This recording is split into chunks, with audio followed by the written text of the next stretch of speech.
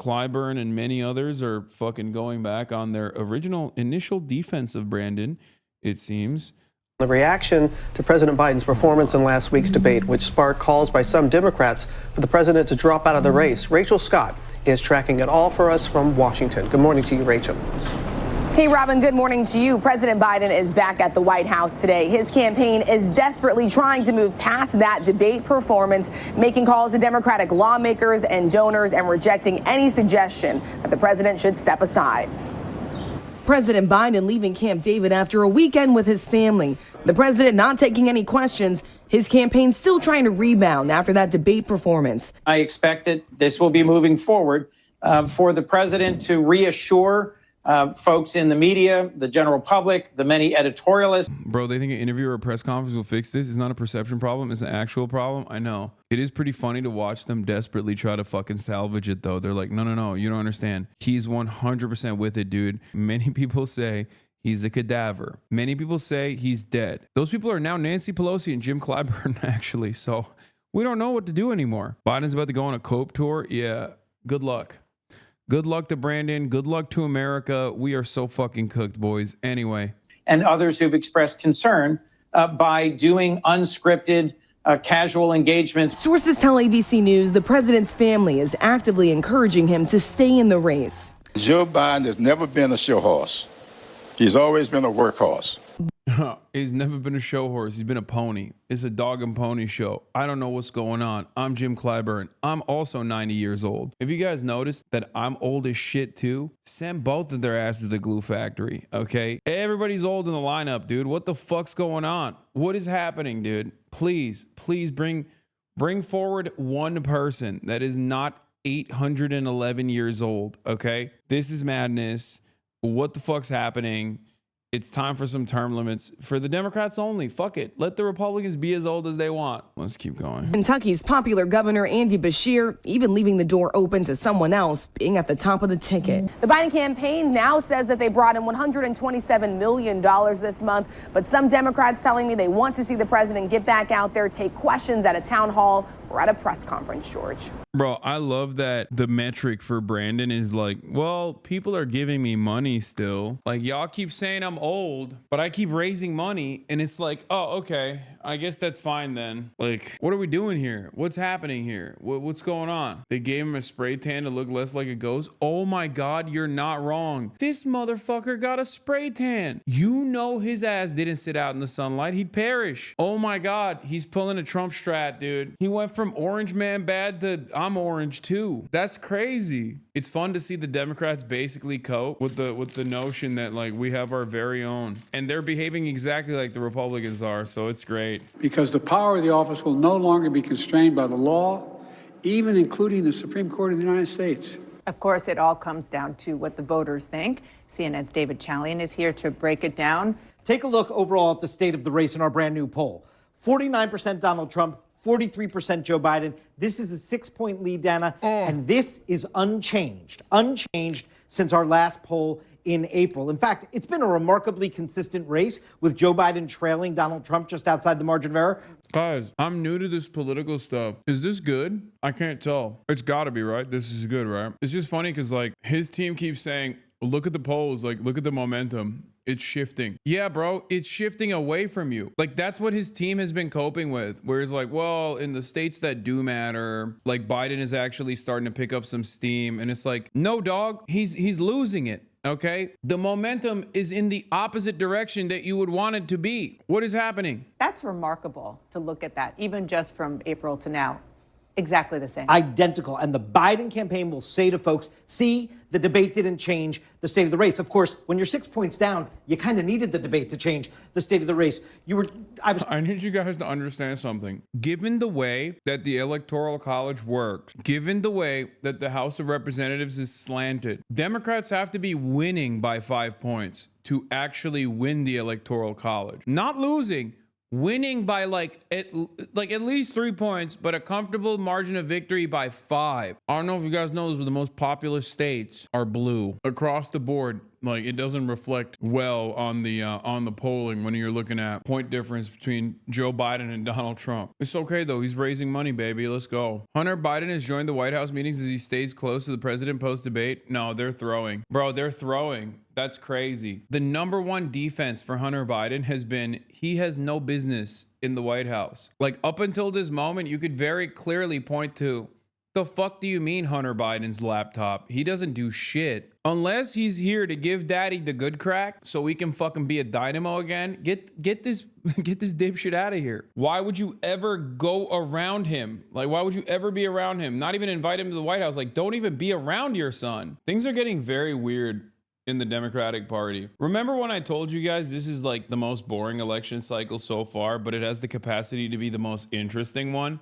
These are like moves that are happening in that direction a little bit. Just about what was locked in here. So 65% of the electorate say their mind is made up. If your mind is made up in this poll, you're splitting 53% for Trump, 45% for Biden. And talk about what is driving the voters on these numbers. This is going to be welcome news to Biden because the race is still largely about Donald Trump as the motivating factor. Bro, this was the same energy in 2020, except like there were less people. There was still a significant number of people who was like, Biden sucks shit, but like, at least he's not Trump and I'm trying to get him the fuck out of office. This time it's a rerun and there's a lot more people who are like, honestly, he's not going to get the job done. That is a dire situation, okay? If your whole shtick is like, I'm not Trump, I'm the man to get Trump out of office. Ultimately, like, you know, a shit ton of people still voted in the primaries and they voted for you and you became the conclusive nominee. You are not the incumbent in that situation for 4 years.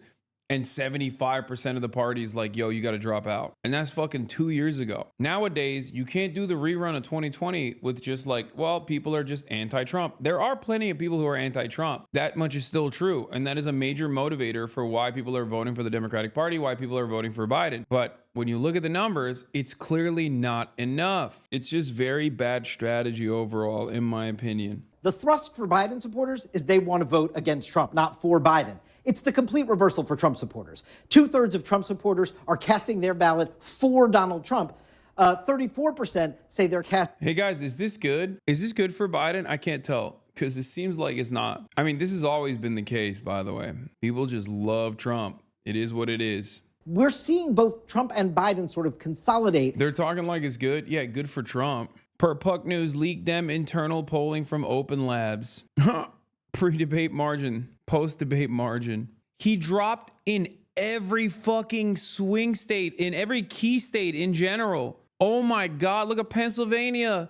5.1 to minus 7.3. Is this good? Guys, is this good? The funniest part about this entire process is that like Biden is not exactly this like charismatic figure. He's not like an ideological titan and therefore has automatically like people rushing to his defense to be like, no, he's got to finish his agenda. He's got to finish the job. He's not like a Chavez type. You know what I'm saying? He is, by definition, a political demon who very openly has tried to fucking hammer the center every time. When you do that, you are not going to have any kind of fucking serious loyalty beyond like Mika Brzezinski and Joe Scarborough. He's not a cult of personality like Donald Trump is. He's got no tangible, like a broader political project that you can point to be like, no, he's got to finish the job. Even though he's like kind of unpopular, that's still our guy. We got to keep going after it. Like with Bernie, Brandon's base of support is non-existent beyond the fact that he's simply not Trump. He's running against Donald Trump. For that reason, when the veil is lifted and all of a sudden the guy whose only singular aspect that people voted for him in 2020 was that he was not Trump and he was going to beat Trump, and then he beat Trump, when that falls apart, when people no longer think he can beat Trump, it's over. What have you got? You have nothing left. You literally have nothing left at that point. I don't think people understand how bad this is because 50 million people watched that debate and billions of dollars of news commentary has occurred since then for the past week and a half. And every single piece of news that came out, even from his likely allies, has been, yeah, he's got to go. Weight Watchers, that's true broadly with the electorate. But take a look at these numbers, and this is going to keep the conversation going inside the Democratic Party. Oh, no. Wait, hold on. Is this good? Guys, I'm new to this politics thing. Is this good?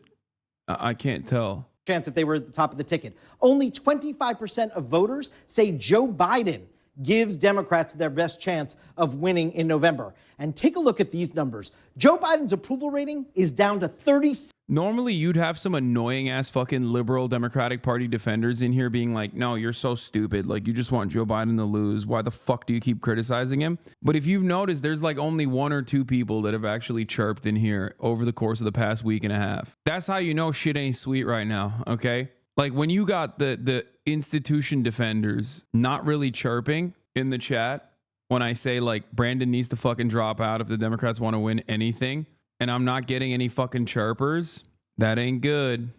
6% in this poll. That is his lowest approval rating of his entire presidency in CNN polling. His lowest number nearly 4 months out from the election. That's not welcome news for any incumbent. And the vice president actually does a little bit better against Trump than Joe Biden does. That's dude, that's it. It's over.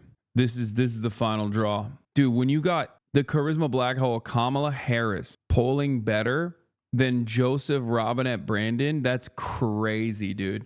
Biden, you need to step aside. Let Kamala handle it, okay?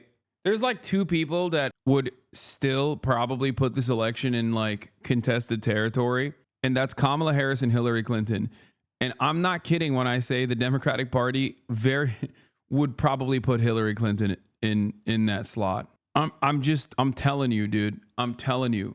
That's such a Democratic Party move. Oh yeah, let's put Hillary Clinton back on the ticket. It'll work this time. People make jokes about here's how Bernie can still win, but like that's literally Hillary Clinton. She stays playing that role. You see here, those Democrats, they kind of perform like Joe Biden. Yeah, the difference is they don't have Joe Biden's name recognition. So that in and of itself is a fucking benefit, because the $127 million in campaign funds that Brandon just raised would be great to pump names out there, like a new person that you put in that slot, rather than the name that everybody knows. Joe Biden, everyone knows who fucking Joe Biden is. He's the incumbent. He's been in politics for 800 years. Whereas, like, when you poll someone like Pete Buttigieg, Gavin Newsom, Gretchen Whitmer, they don't have the same name recognition that Joe Biden does.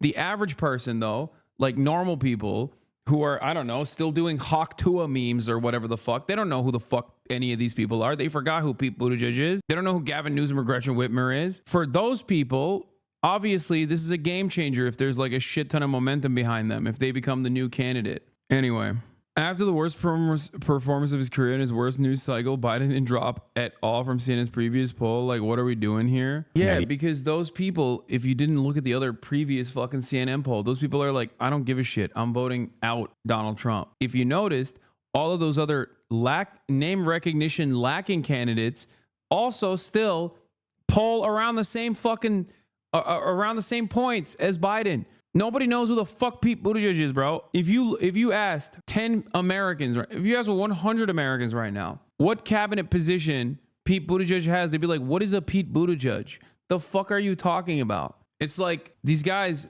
are polling with the same percentages that Biden is, like, because there's a base of support in the Democratic Party, and it's 67% of Democratic Party voters that want to vote against Donald Trump, and only like 30+% that want to vote for Biden. People are saying Democratic convention battleground between many candidates would be a possible detrimental to the Dems' reelection, but I just don't think throwing Kamala out there would be a good idea at all.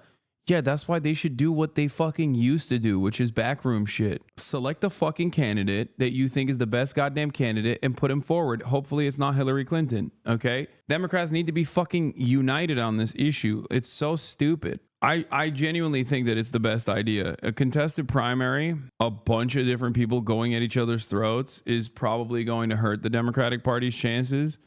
But like a new successor that you just pick is probably the best way to go. Be like, this is the guy. What say you about, let's take the response about how there's always the communication and they're in great standing. And what do you note about this call? It's inconceivable to me. I mean, former President Trump, I was around him a lot after 2 debates. I was around him after events. He was constantly picking up the phone and calling allies, governors, senators, congressmen.